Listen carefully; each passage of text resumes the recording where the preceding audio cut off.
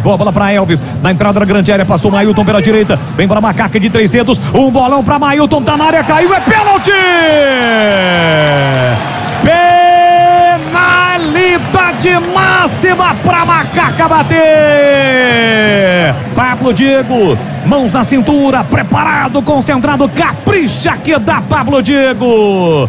Neste momento, há uma positividade em sua mente para a realização da ação. Vem para a bola autorizado.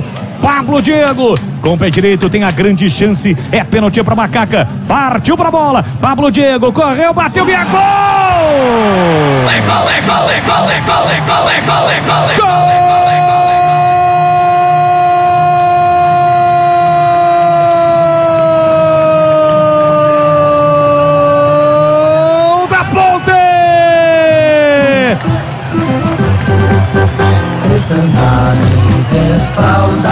Pablo Diego cobrando o pênalti, tem a 11 estampada na camisa,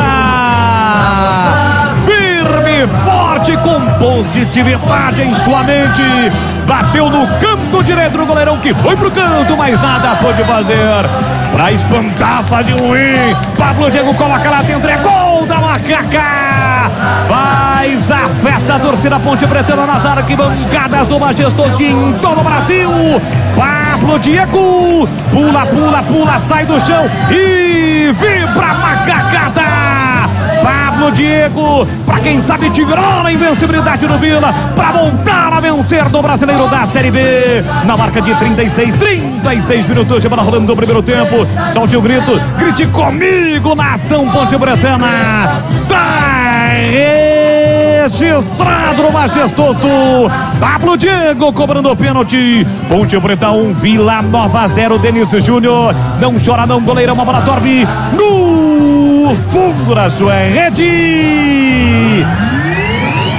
E o detalhe do gol, Vladimir Catarino. É a lei do ex fazendo valer mais uma vez, né? Pablo Diego cobrou com força, com raiva, com vontade a Ponte.